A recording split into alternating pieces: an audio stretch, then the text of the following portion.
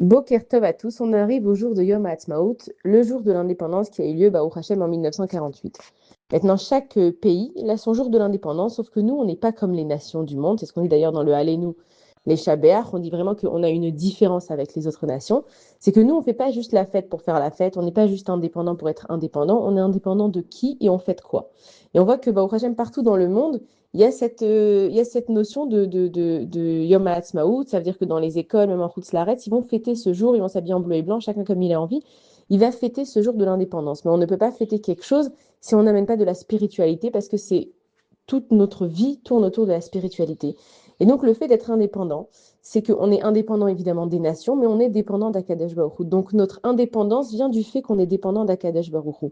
On voit que la terre d'Eretz Israël, elle n'a pas de logique, déjà de par elle-même, mais même au niveau des guerres. J'avais lu, je ne sais plus où, que quand on va étudier dans les écoles ou de l'armée, ils étudient les différentes guerres pour comprendre les différentes stratégies, pour voir ce qui a été fait, ce qui n'a pas été fait. Mais quand ils arrivent aux guerres d'Eretz Israël, ils n'étudient pas vraiment parce qu'il n'y a pas de logique dans la guerre d'Israël. On sait que ça résulte d'un miracle. Maintenant, les nations, elles le voient. Et quand on dit que, au fur et à mesure du temps, les nations, on voit qu'elles veulent enlever certains chapitres de l'histoire qui concernent les Juifs. Et on se dit, oui, ils veulent effacer la mémoire des Juifs, mais qu'est-ce qui les dérange là-dedans?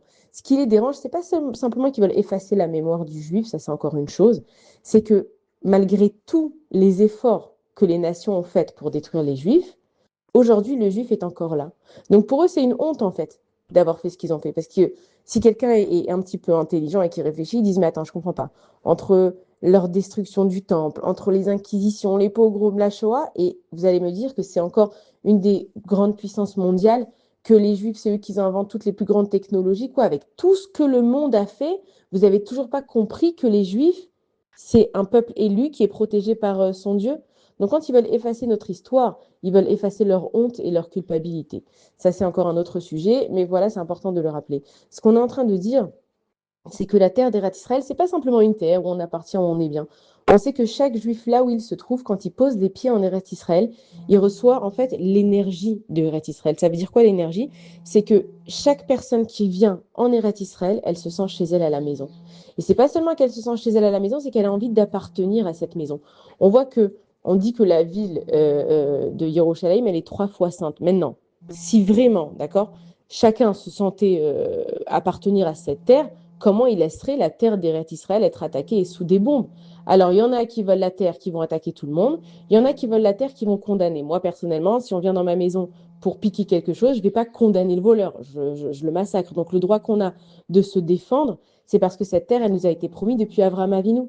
Depuis Désolé, ça a coupé. Alors, depuis Avraham Avinu, que Akadosh Baruch Hu, il a promis que les enfants d'Avraham Avinu, ils vont hériter de la terre, qu'on va être nombreux comme les étoiles dans le ciel, comme les grains de sable au bord de la mer. C'est que quand on se défend, c'est parce que simplement cette terre, elle nous appartient.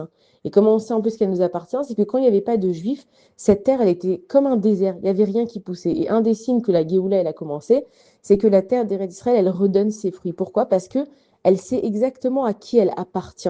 Quand tu sais à qui tu appartiens, c'est à ce moment-là que tu peux commencer à être productif. Quand tu ne sais pas à qui tu appartiens, tu vas chercher de partout. Donc la terre d'Eretz Israël, elle accueille ces juifs. Et on voit que chaque personne vraiment qui met les pieds en Eretz Israël et qui arrive à l'aéroport, elle sent qu'elle appartient quelque part. Donc on appartient tous à Eretz Israël, chacun dans son degré. Donc ceux qui habitent ici vraiment et qui font l'effort de venir peupler la terre d'Eretz Israël, c'est une grande mitzvah.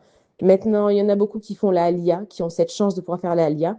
Il y en a pour X ou Z raisons, ils ne peuvent pas faire la Aliyah, mais leur cœur, il appartient à Eretz Israël. Et ça, chacun sait à combien il est attaché à la terre d'Eretz Israël. Et on voit que quand il se passe quelque chose ici, tout le monde en Chutz La'aretz, en dehors d'Eretz Israël, est attaché aux informations de savoir qu'est-ce qui se passe. Est-ce que les gens vont bien? Est-ce qu'on va prier et on va faire des afrachot là.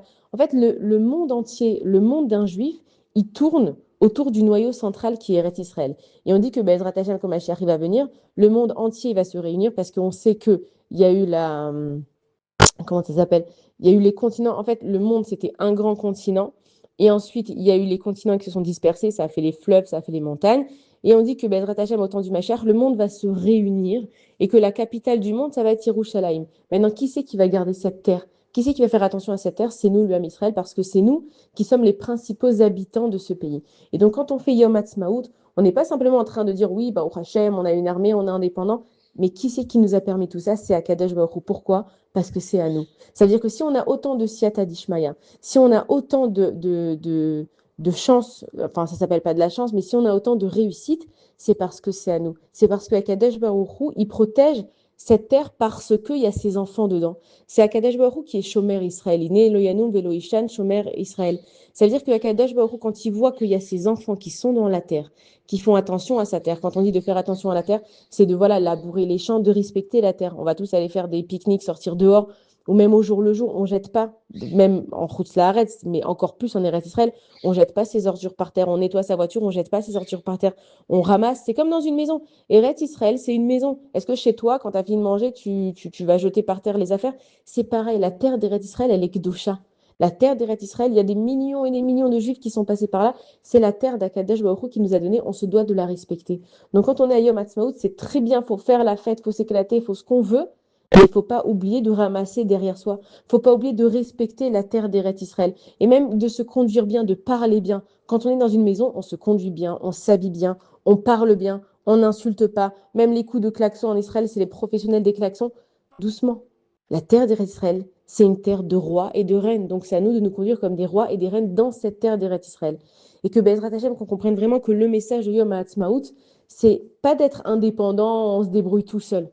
On est indépendant des nations parce qu'on est dépendant d'Akadosh Baruch Hu.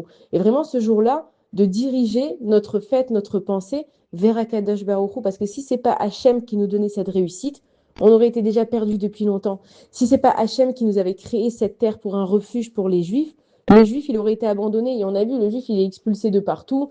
Et malgré lui, il s'installe à droite à gauche, mais il sait que même si maintenant il est en route Laaretz et il se fait expulser, il sait qu'il a une maison. Et ça, c'est ce qui est important. Même un enfant qui va se révolter, il sait que bon, même s'il a fait le mariole, il a une maison. Il a la maison de son père et de sa mère qui va toujours l'accueillir, mais avec des conditions. Et c'est ça, Eretz Israël. Savoir dire à Kadosh Baruch Hu merci d'avoir fait que, enfin, depuis le jour de l'indépendance, on a une terre où on est bien, de la respecter et vraiment de tourner toutes nos pensées pour remercier Akadosh Baruch Hu. Alors, bonne journée à tous et des bonnes nouvelles.